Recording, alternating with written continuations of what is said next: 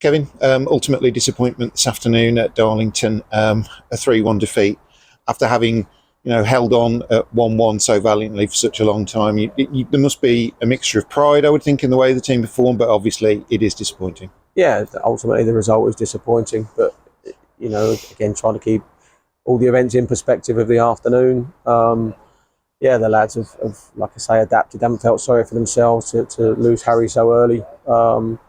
We've adapted and obviously had to change the shape and the formation of the way we were playing. But boys got on with it, and that's important to us. And not only did they get on with it, they continued to want to, when the moments arose, that carried a fight to Darlington and made life really, really difficult. They scored a terrific goal.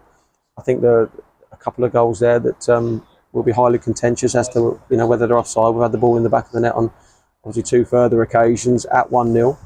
And then I think, even when they get back to 1-1, we've had the best two moments up until their second goal, and the goalkeeper's he's had to pull out two fine saves to keep them in the game at that stage. And they, don't get me wrong, they've had a lot of possession, and you'd expect that. You'd expect, they are a possession-based side, and against 11, they work the ball well and make the game big and open. But I think when we, turn it over and the counter moments that we've been able to go and find, were big moments, and probably a little bit unfortunate not to score again. To concede as late on as we did is a bit of kick in the teeth for the effort and quality that we showed throughout the game in difficult circumstances. So yeah, really proud of the players that they've really had a go for everybody that's travelled with us today. And we have to now get on with Tuesday and make sure we play to that level again with 11 players and hopefully come through that game. Sure. I mean, the words you just said there, is that pretty much a summary of what you just said to the team in the dressing room? I imagine they are down after that. Yeah, I think when you work as hard as that and you recognise, like I say, I think the second goal we scored at 1-0, I think he's onside. We'd like to see it again. I hope the referee and linesman have made the right decision on both occasions. Because if you're with 10 men and that's going against you, it's a big call in that moment. But again, we find ourselves moaning and groaning, and maybe that's symptomatic of the position that we find ourselves in the league. That probably certain people have had too much influence in the game. Sure. You had to make you made certainly a couple of changes, 3 changes today. One I think was enforced, Josh O'Brien with an injury. Jordan Pickett came back in. I think probably acquitted himself fairly admirably in that position. Luke Rowe came back in as well.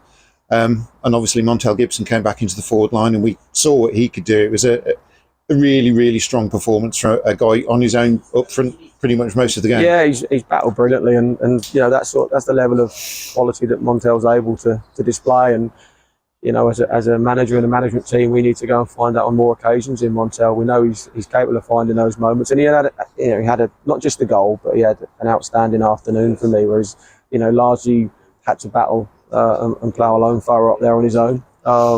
We got on with it and been a real handful and pest to their defence all afternoon. Again, had the ball in the net again, and great credit to him. And if we can continue to find that sort of form from now to the end, we know he'll give us a chance in games. And like I say, he was a big loss when he came out of the side due to a sending off just recently. To have him back in and around it and playing to that form should give us all hope for what lies ahead. Sure.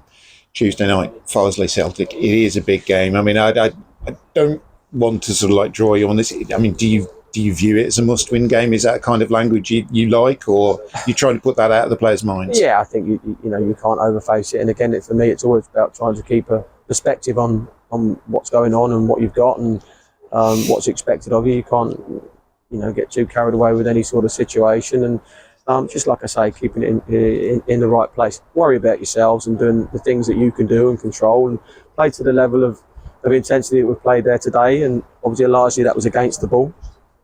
But again, if we can find that, the boys have come up with some really big moments. Even with 10 men, with 11, obviously the dynamic does change. We're at home, but look, it's a game we're looking forward to. And as I say, the lads, I think they can feel the hard work and effort they're putting in. It's given us a chance in games. I think if you were to cast your mind back to the performance against Darlington at home, it was far improved from that performance, and hopefully an indication that we are progressing. And I fully appreciate, results have not been overly better. But yeah, I think, like I say, levels as a group and intensity we play at, organisational levels are better, and one or two more characters in that group. So look, we're going to that. We get over today, and again, live right between now and Tuesday, and hopefully, come out and have a right go on Tuesday. Sure. You'll have Harry Flowers for Tuesday still, even though his dismissal today. I think we're probably looking at a 3-game suspension after that, I would imagine, aren't we? Is it being classed as violent conduct? Yeah, straight red. It would be 3 games, wouldn't it? Yeah.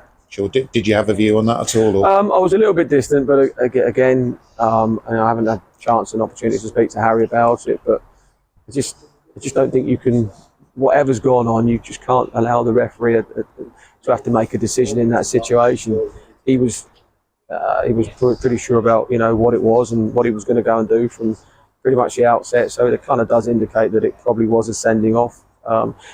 If that's any different, then clearly we'd appeal that. But we need to see it again and see it on the video to make a real assessment. Sure. And with a potential suspension, does that affect your thinking in any way about what are you looking to make any further moves in strengthening the squad? Yeah, we would. There's 1 or 2 that we'd like to bring in and try to improve the overall look of the group. Obviously, there's obviously Kobe's gone out. There's 1 or 2 that might also be moving on. But we're always looking to try and strengthen and improve the group.